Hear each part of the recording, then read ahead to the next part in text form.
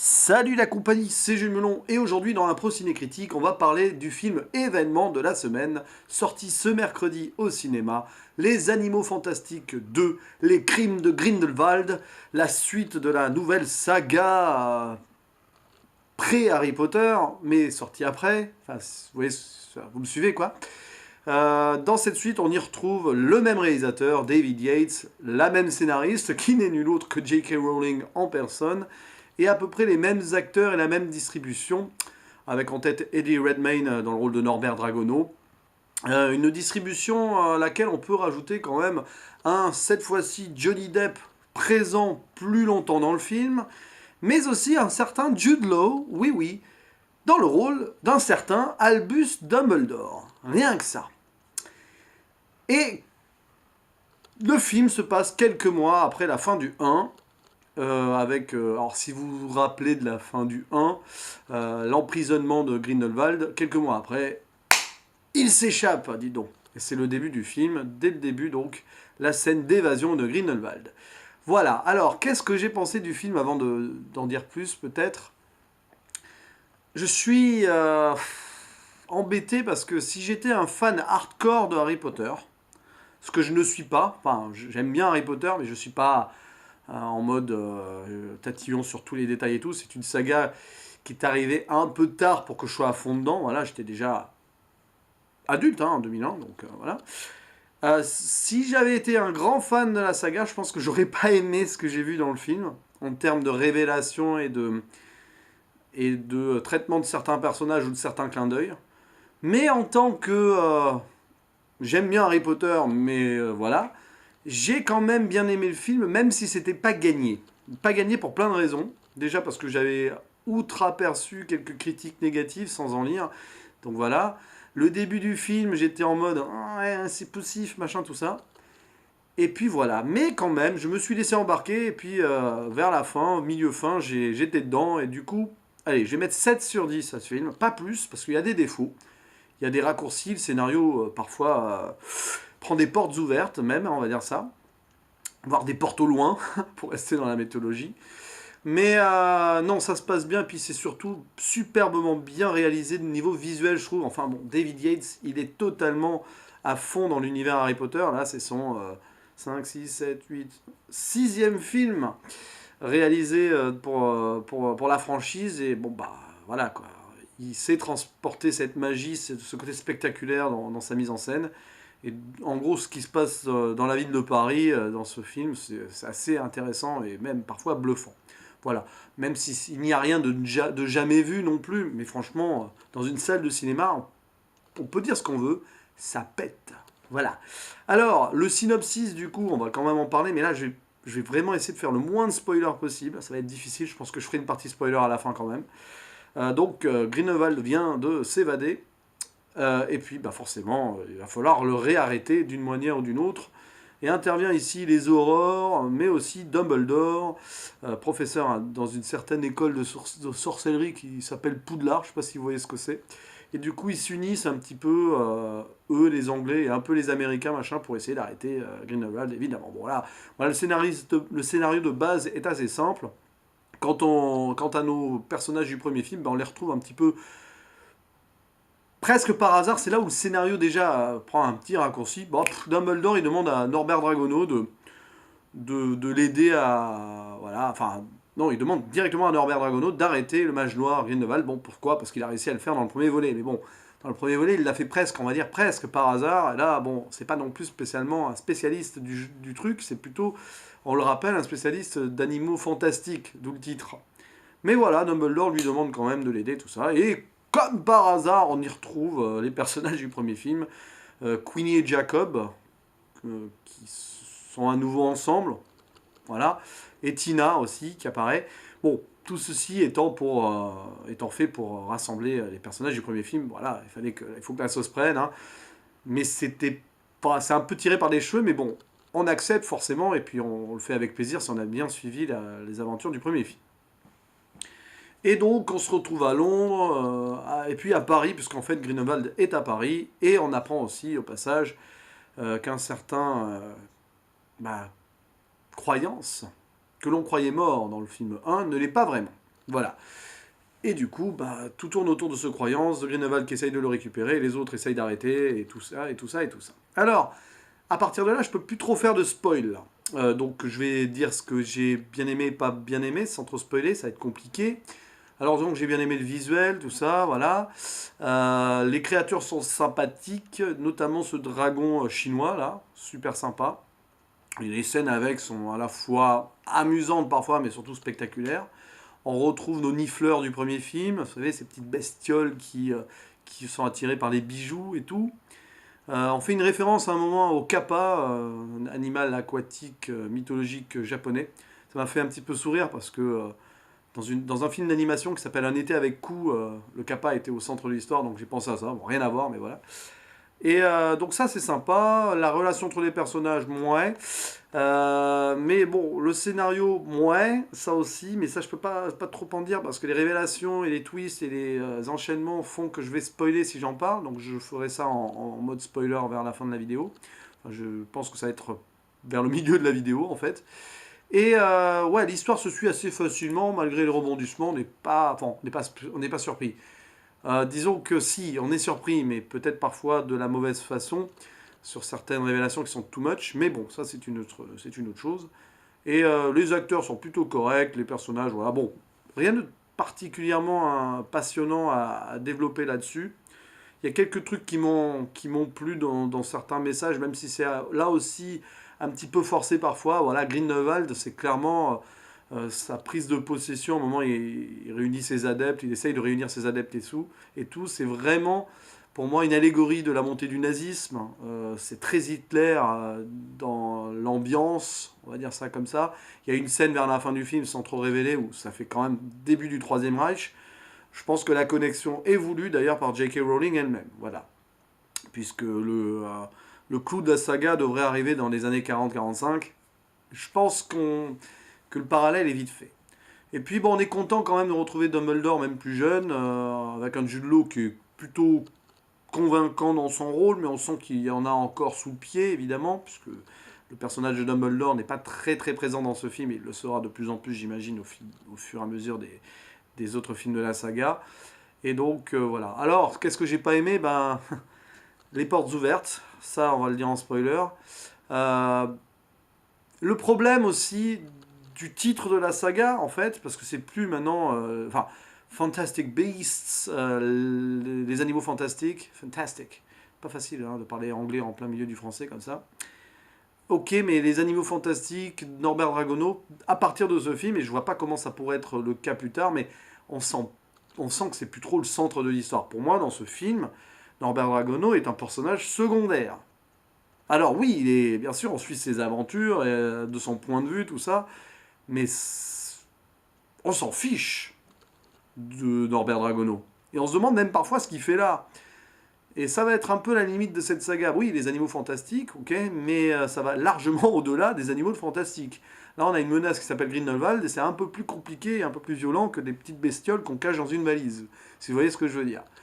Bon, mais bon, ça c'est... voilà, ça va être un peu compliqué.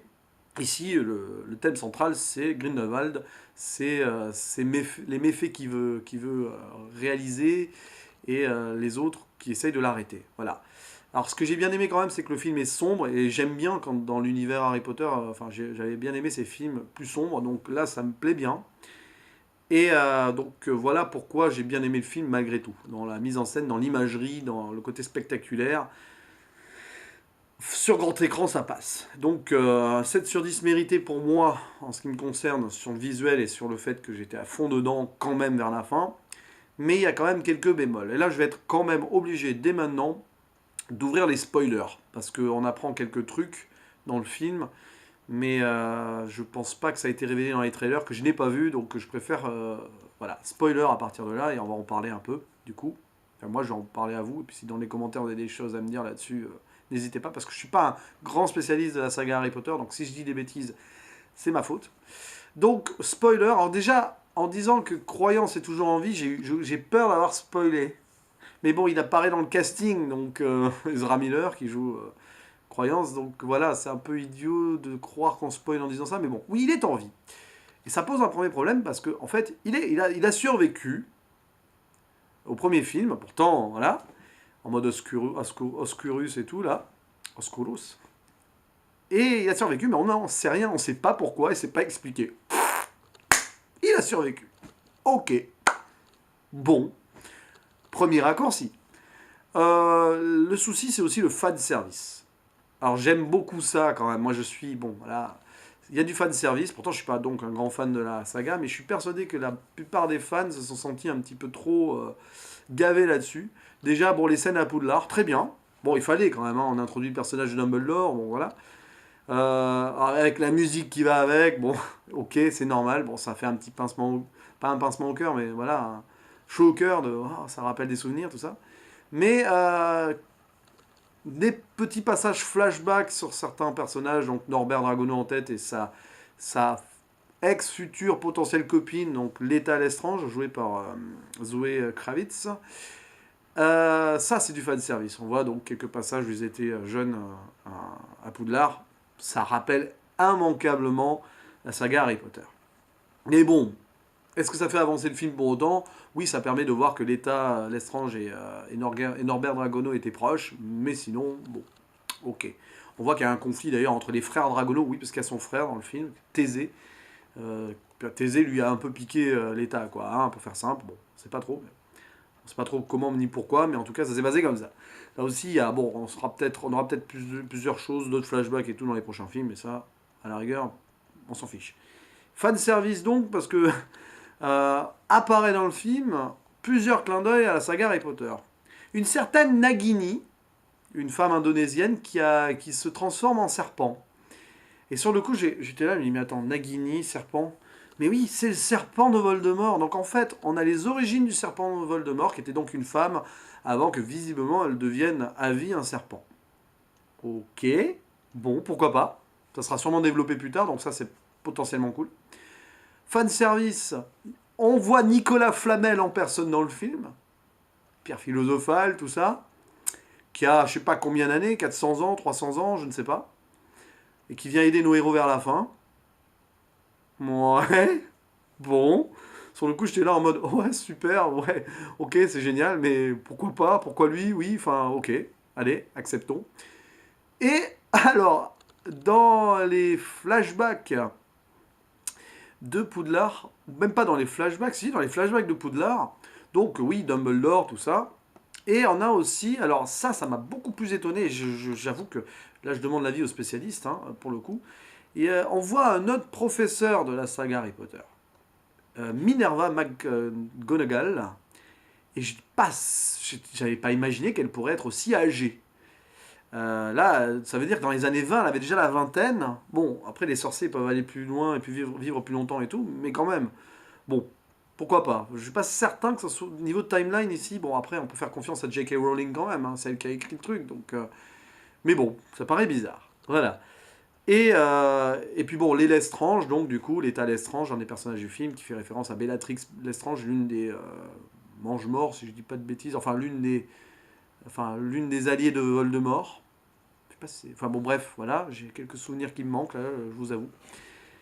Et ouais, bon, comme fan service à mort, et puis alors, la révélation finale, qui va au-delà du fan service selon moi, c'est que donc, Croyance, pendant tout le film, Croyance cherche à savoir qui il est. Au début, il croit qu'il est le frère de l'état Lestrange, qui en fait, l'état Lestrange a tué son frère en l'échangeant avec Croyance. Voilà. Corvus, il s'appelle le frère, voilà. Mais en fait, non, Croyance, on croit jusqu'au bout que c'est le fils de personne, un anonyme et tout, mais non. Grindelwald, dans la dernière révélation, dans la dernière scène du film, lui avoue, lui dit à ce cher Croyance qu'il est le fils, non pas le fils, pardon, le frère de Dumbledore, Aurelius Dumbledore. Et là, je crois que les fans d'Harry Potter, parmi les fans d'Harry Potter, il va y en avoir beaucoup qui vont gueuler. Parce que dans la saga Harry Potter, il n'y a aucune référence à ce frère perdu, à ce frère caché. Mais vraiment, je n'ai aucun souvenir là-dessus. Et ça paraît un peu embêtant. Voilà, c'est embêtant beaucoup, j'ai envie de dire, parce que ça semble sorti de nulle part. Et voilà, c'est une révélation finale qui m'a laissé là en mode, est-ce que c'était obligé? J'imagine que c'est obligé pour les films d'après. Mais est-ce que ça fait pas un peu bizarre par rapport à la saga Harry Potter? Alors Dumbledore aurait vraiment voulu cacher ça jusqu'au bout, il le dira à personne, ni rien du tout. Ok, mais bon, peut-être que ça s'expliquera après, mais ça fait bizarre. Voilà. Donc, ouais. Alors ça donne envie du coup de voir la suite, mais ça fait un peu putassier rentre dedans. Bon, bah, c'est J.K. Rowling elle-même qui l'a fait, donc on va pas juger. Au contraire, elle sait certainement où elle va.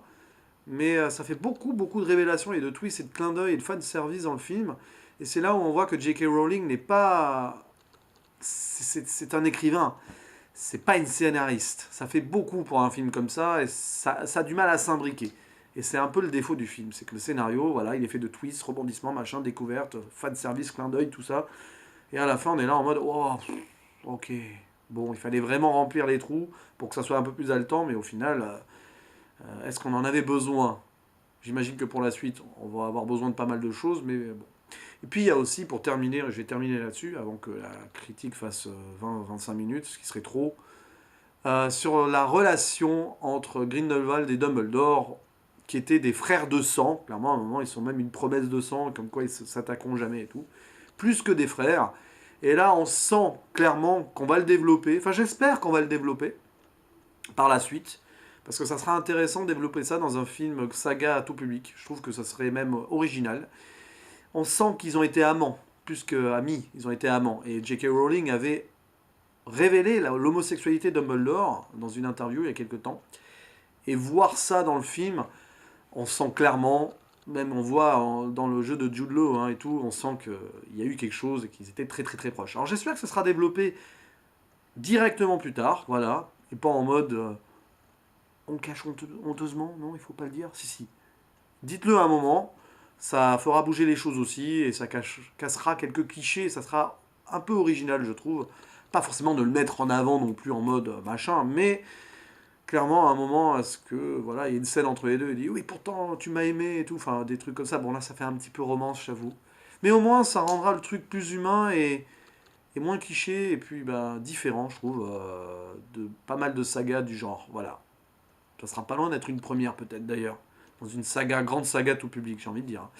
Voilà. Mais ça, c'est potentiellement cool, mais on va voir ce qu'ils vont en faire avec. On peut faire confiance à J.K. Rowling. Elle a pas mis ça pour rien, je trouve. Voilà, je pense, j'ai envie de dire. Donc voilà, j'ai été plutôt convaincu par ce film, sans être le film de l'année. Clairement pas. Mais niveau spectaculaire et image, en tout cas, ouais, j'en ai pris plein la gueule. C'est un peu à l'image de Jurassic World 2, que j'avais aimé un peu plus, mais là aussi, je vais me faire taper dessus. Visuellement, ça fait partie de ces films qui m'auront marqué cette année. Après, dans l'ensemble, il y a des choses à redire. Voilà.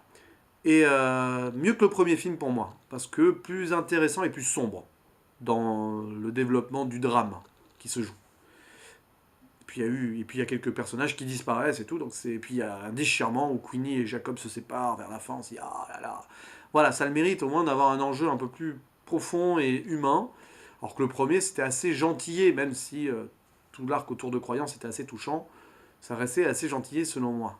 Voilà, ce deuxième film est beaucoup plus intéressant et du coup la barre est potentiellement haute pour la suite si on règle ces problèmes de trop de fanservice ou trop de raccourcis dans le scénario. Et ça laisse une marge de progression pour les films 3, 4, 5 et c'est plutôt intéressant quand même, j'ai envie de dire. Voilà, c'était mon avis sur les Animaux Fantastiques 2, les crimes de Grindelwald et je vous dis à la prochaine. Ciao.